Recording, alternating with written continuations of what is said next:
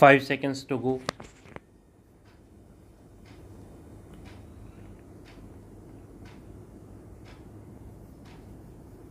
Start. They lost their lives so far in 61 landmine based Mayoist actions this year.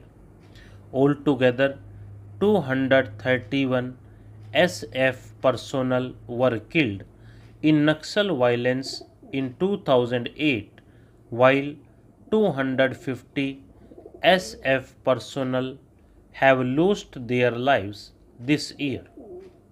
In a bid to expand its network and influence, the CPI Mayoist has been seeking alliances with secessionist and terrorist elements in the country. It has been keenly seeking ideological resonance and tactical understanding with the Northeast insurgents and has begun to lend support to their secessionist ideology and demands. Endemic insurgencies in the Northeast are yet another security challenge before the country.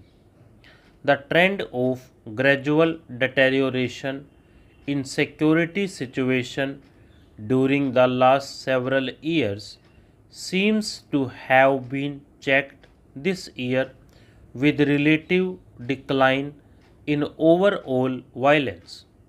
Sharp shrinkage in social resonance has rendered the ULFA a much weaker organization.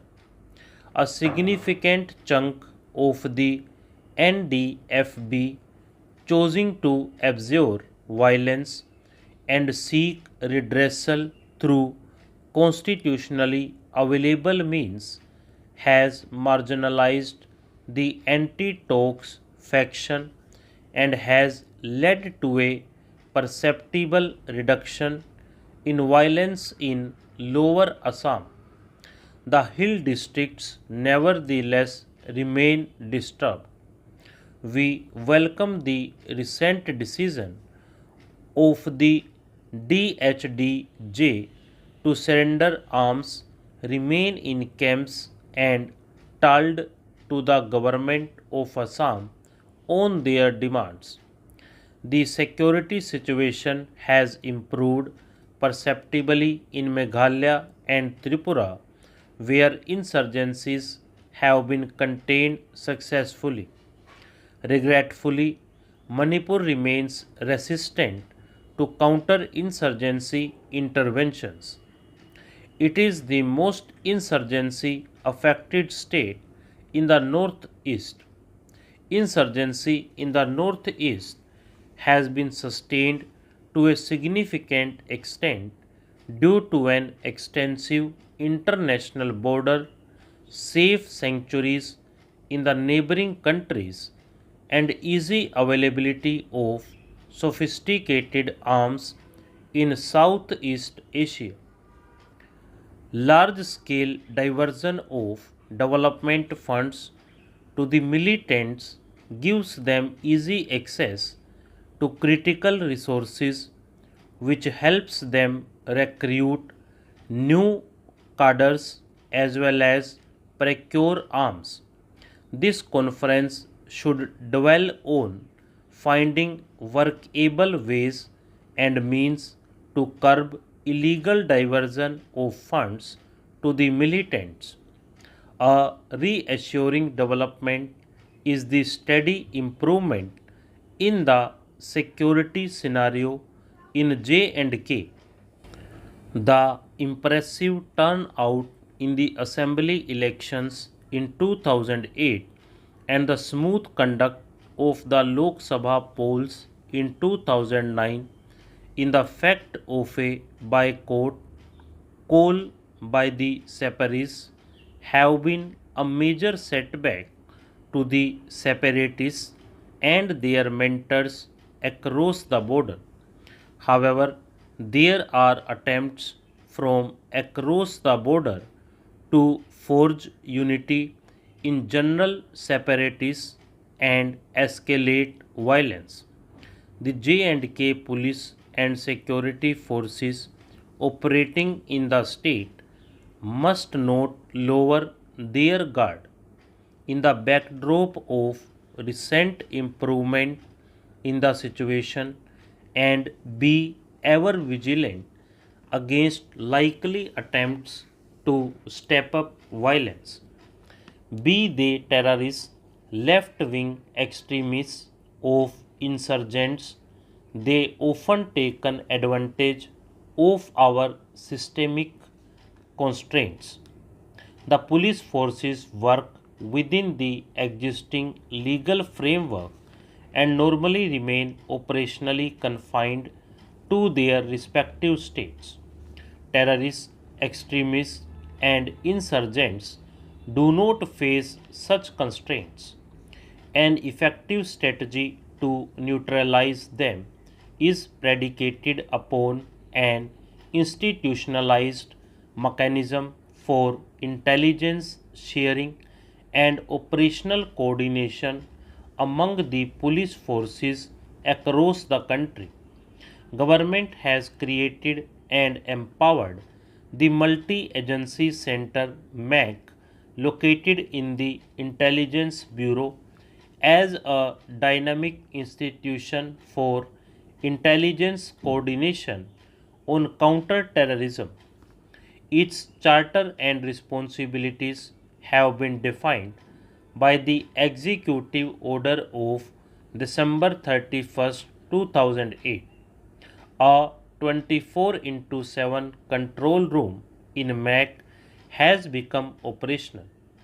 Similar control rooms at 29 subsidiary multi-agency centers SMACs in different states have been set up. A process has been set in motion to create data centers in all the state capitals as well as an electronic network between MAC, SMACs, and special branches of all the states. MAC is also in the process of creating a central database on terrorists and related issues. Let me state our position clearly on terrorism. Our stance is zero tolerance. We shall raise our level of preparedness to fight any terror threat or terror attack, and in the case of a threat or attack, our response will be swift and decisive. On left wing extremism, we are of the firm view that there is no place for an armed liberation struggle in a republican democracy. We urge the left wing extremists to abjure violence and told to the governments concerned on any issue, especially development that affects the people. On insurgency in the northeast, we urge the insurgent groups to lay down arms and hold talks with the governments concerned on matters relating to governance, development, cultural identity, etc. In the last 9 months, we have taken a number of measures to build capacity and raise the level of preparedness to meet threats to our internal security. Many of these measures are quite commonplace. These include filling vacancies in the constabulary, raising more battalions, establishing more police stations, acquiring better and more arms and ammunition, acquiring vehicles, motorbikes, and communication equipment, retraining the men and women, and introducing technology to augment the effectiveness of the police force. The measures that we have taken were long overdue and, in a sense, exposed the neglect and tardiness of the past. The center and the states must share the blame for the mishappening of the past. Stop.